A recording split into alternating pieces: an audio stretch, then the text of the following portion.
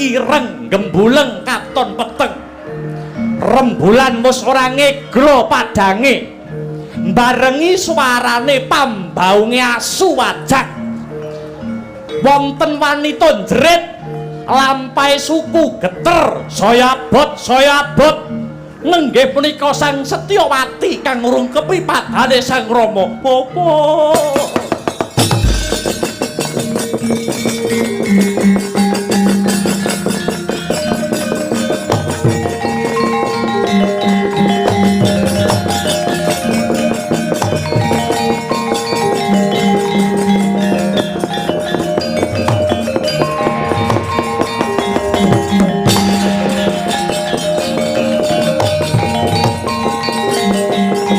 iki kersanipun kados bundi Ndara Angkling Darma tutna sak lakuku Kyai panjenengan ingsun bakal mlebu ana ing alas goleki sato wana buron alas bakal tak pikut sun gawa ana ing negara Malawapati kabeh iki mung kanggo nuruti pamintane garwaku Yayi Setyawati kula namung tut untat lampah paduka Ndara Tarunana Windanana ora bakal bali yen durung kasembadan ing sedya sumangga kula dherekaken Gus Sikra kang dawa tumingal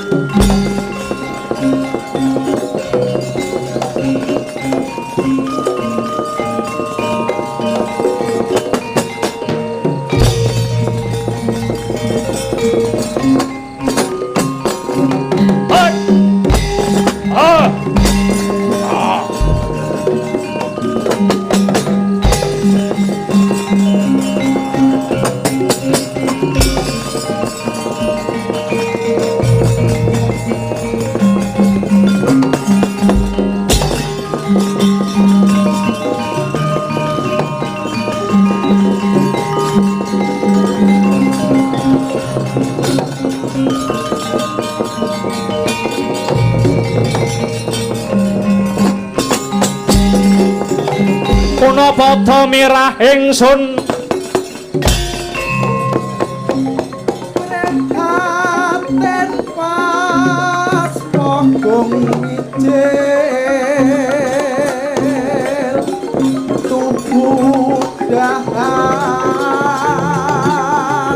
tanpa karya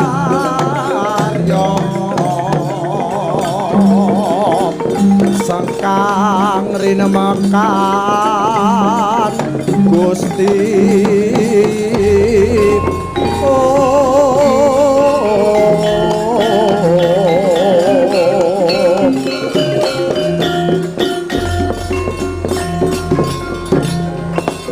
ya jagat dewa Bathara ya jagat Pramudita Boten duga mono kula saged kepanggih kalian sedulur tunggal pegurun kula Paduka Sang Angling Darma.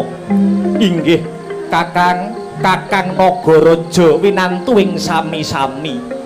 Mumpung kepanggih kalian andika Sang Angling Darma, kula badhe sambat kalian Paduka Sang Prabu.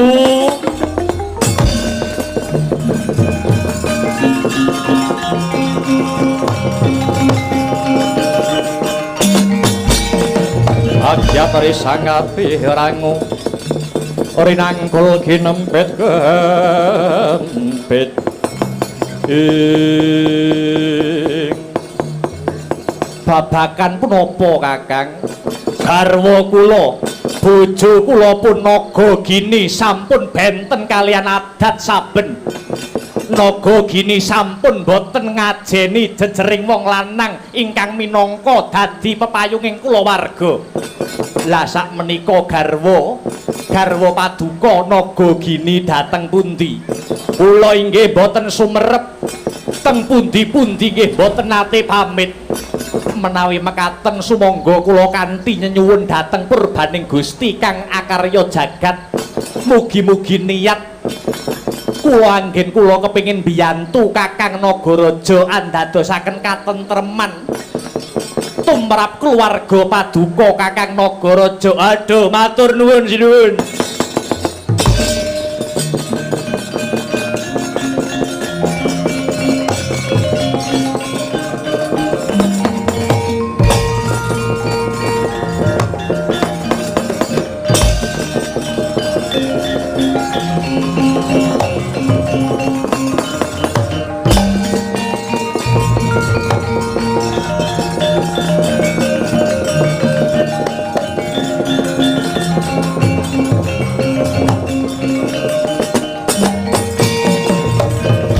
Malane ngerat legeteking jagat gelah-gelahing bumi panuksmaning jajelanat sukertaning bawana. Layak to layak Kakang Nagaraja mesgul atine. Tinemune kaya ngono tumindakmu heh Nagagini. Kae tak sawang Nagagini lagi tumindak selingkuh karo Nasmara kelawan Ula Tampar.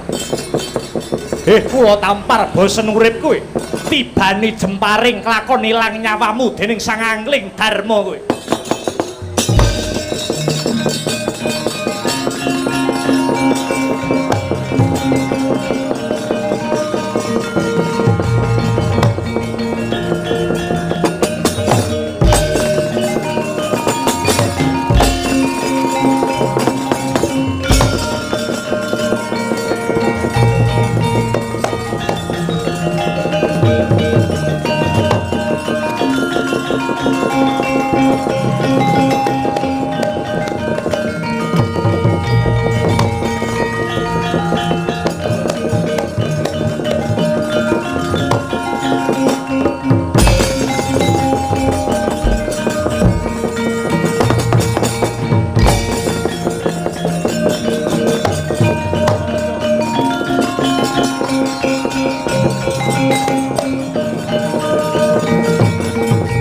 Waduh.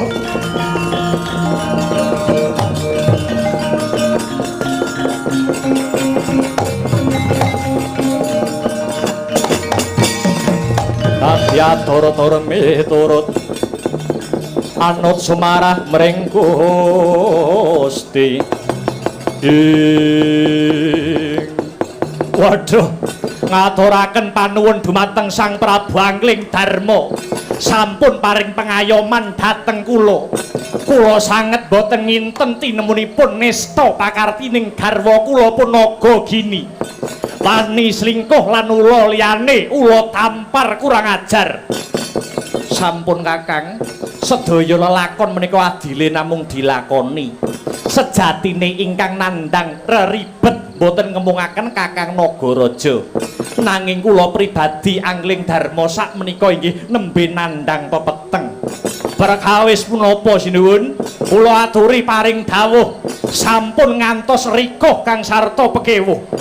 Kakang, kula ngantos dumugi wonten madyaning alas bebedak saking kewan. Kula namung mituruti pamintanipun garwa kula pun Setyawati. Krana wiwit kaboyong dados garwa kula, Yayi Setyawati dereng saged ayem lan jenjem manahipun. Malah sak sampunipun dados garwa kula, ngantos sepriki Yayi Setyawati dereng nate ngladeni dhateng kula ing jejering garwa. Lajalah.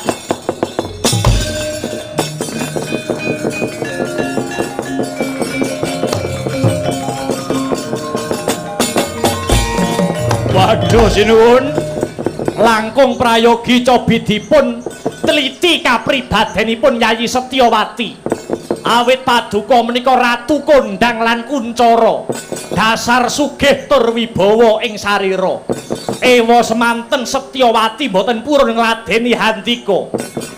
Kula namung nyuwun pamuji saking paduka Kakang Nagaraja sinuwun. Awit paduka menika sedulur sak peguron kalian kula, menapa purun kula paringi cekelan sinuwun.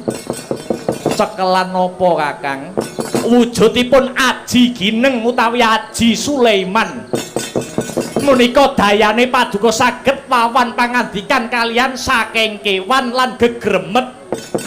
Sak sampunipun kula paringi Aji Sulaiman, kula atur enggal kondur wonten Praja Malawapati. Awit batin kula kraos boten sekeca. Nuwun inggih Kakang, kula aturi nampi Aji Sulaiman menika sinuwun.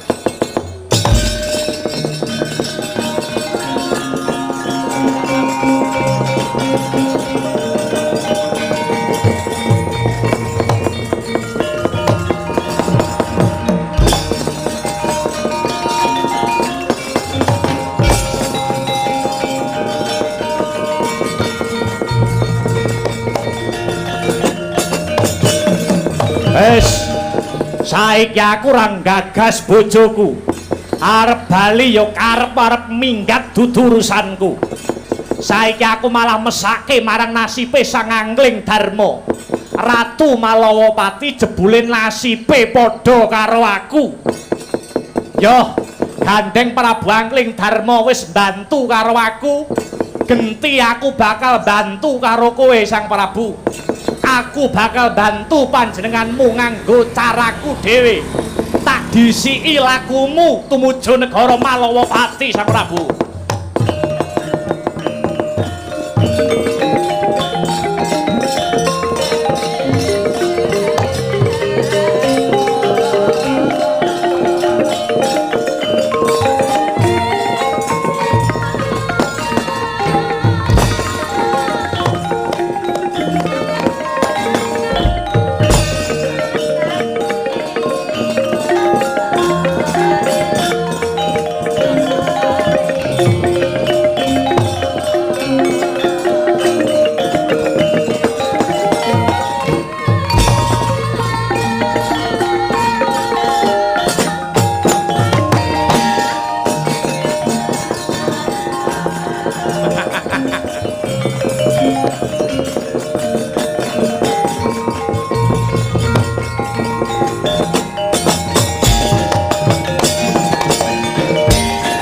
Dari jasra riwut Purwati rawat wawati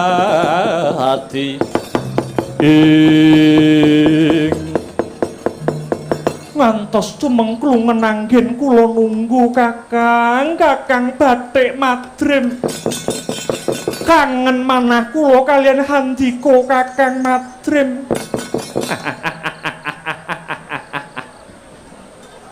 Bojomu ning ndi bojomu? Dalem. Bojomu ning ndi? Dateng alas beburon satu kewan. Janjane sedaya niku namung reka daya kula supados kula saged endha ngladeni Sinuwun Angling Darma. Lan wonten wanci ingkang mironggan kagem srana cecaketan kalian panjenengan Kakang Madrim. Kowe mesti kangen karo keringetku kowe. Aja ngono aku gelo aku. Mara gage manjing ana tilam sari numplake rasa kapang kang sawetara pinisah wong ayu.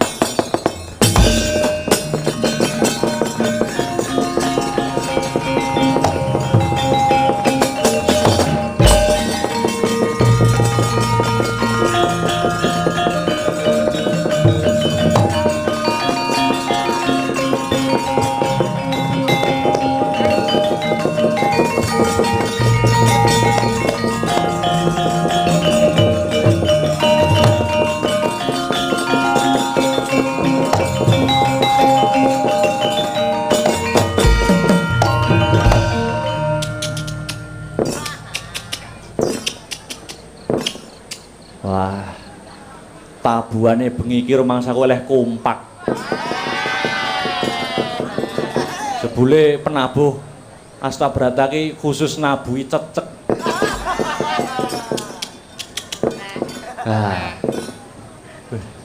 Nek ku nyawang apa kleru to? Lho, kae Ndara Setyawati. Wah, ora apa. Lah kok ngono kelakuane? Wong wedok kendho kembenmu kowe.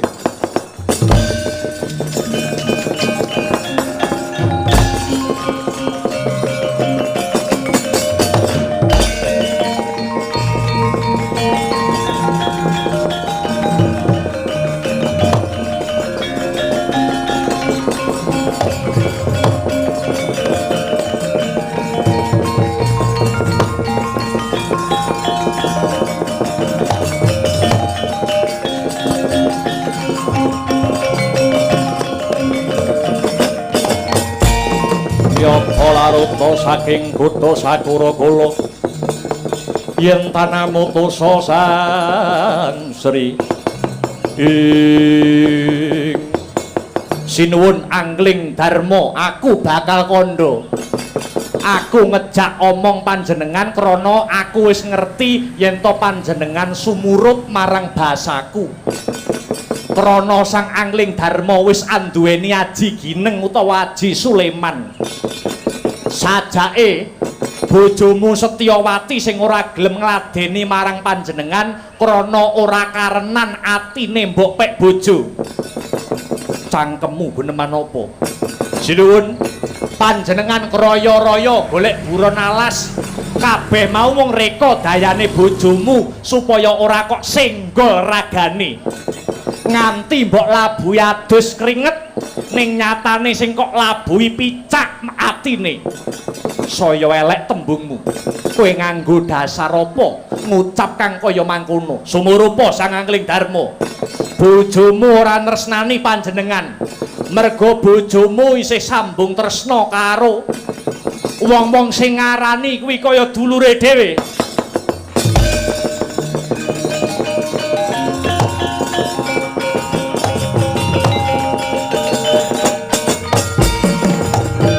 Aja wong waton kandha kowe. Sing mbok karepke mesti patih bathik madrim. Kae ngono sedulure tuwa si Setyawati.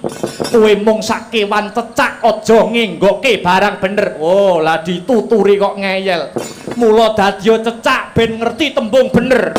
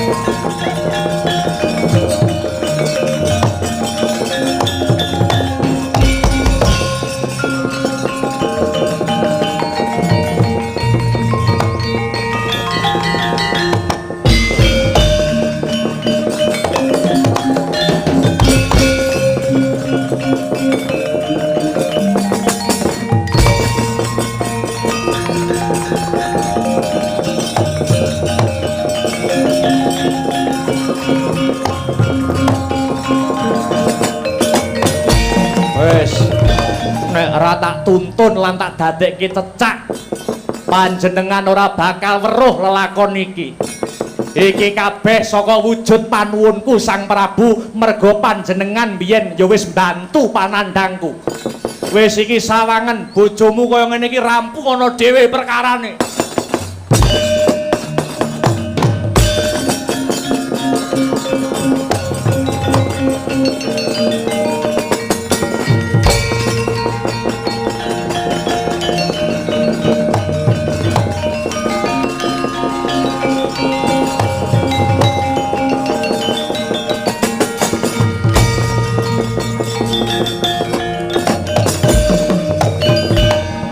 Setyawati.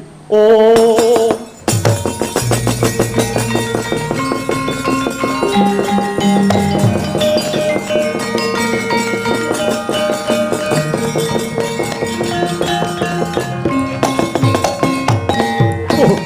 Gusti. Apa dosane Angling Darma? Bisa nemoni pelakon kang kaya mangkene. Setan. Abote panandang kaya wong mikul bumi. Lemes ragaku kaya linolosan otot bebayuku. Setyawati, rampung ana perkara iki.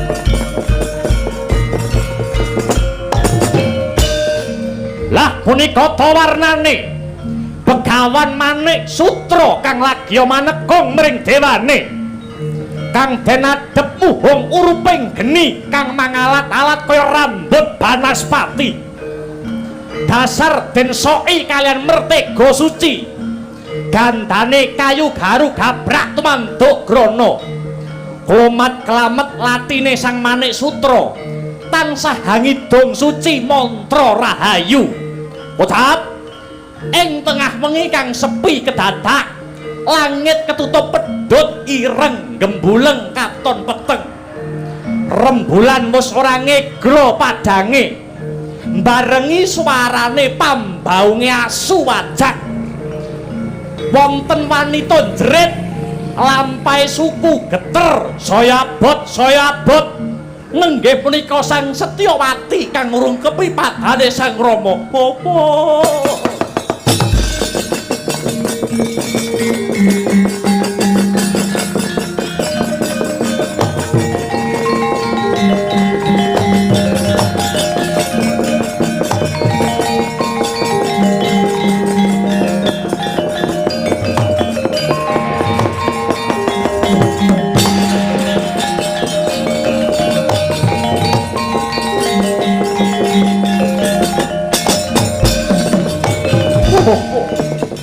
Mboten pantes dados anapa duka. Dosa ingkang kula sandhang nalika taksih prawan. Kula sampun wani ngapusi dhateng paduka Kanjeng Rama. Elek-elekipun wanita menika ingkang boten jujur ing tumindak. Saderengipun ginarwa Prabu Angling Darma kula sampun sambung asmara kaliyan Kakang Bathik Madrip. Boten namung tresnanipun sedulur nanging tresnanipun jalu kaliyan estri. Mila ngantos Kakang Bathik Madrip ngawontenaken sayembara perang. Awit boten lila menawi kula kagarwa tiyang sanes. Pinten-pinten dosa sampun kula sandhang. Kula sampun damel cuwanipun Kanjeng Rama. Setyawati damel gelanipun Prabu Angling Darma. Setyawati damel kuciwa manahipun Kakang Bathik Madrip. Kula damel wirang mung sak negara Malawapati. Nalika kula andun asmara kaliyan Kakang Madrip ing Tilamsari konangan dening Prabu Angling Darma kula wanita nesta kula wanita ingkang jejembri jagat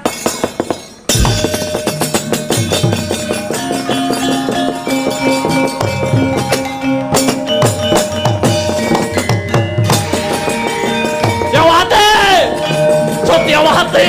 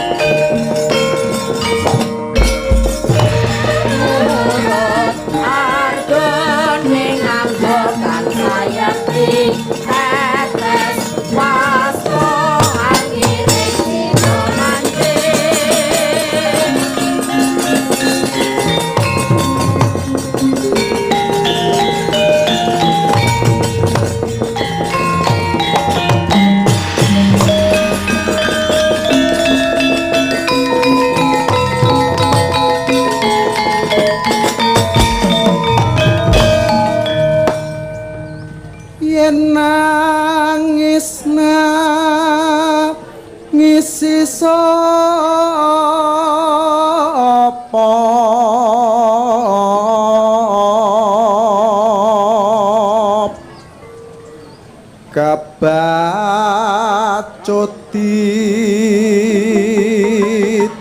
tinggal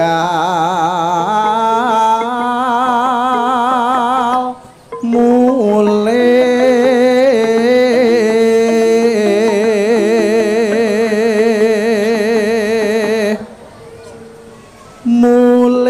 marang mula nira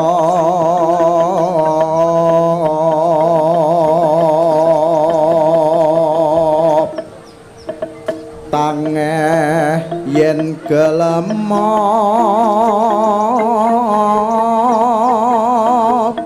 bali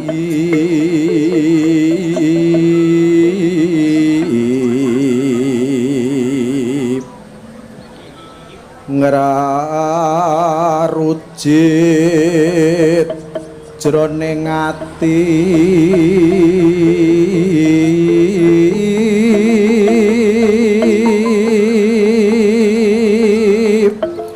yen kelingan labet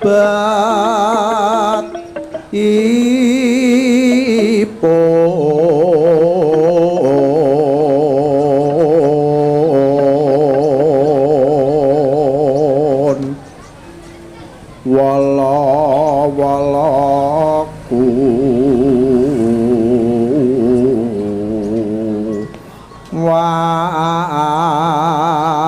wato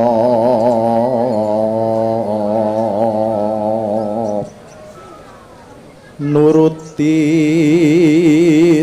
lakoning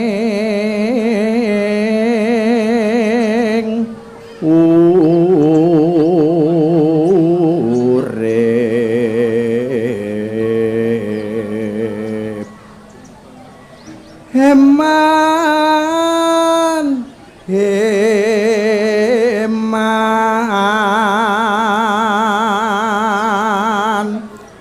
urip pisan godhog lanang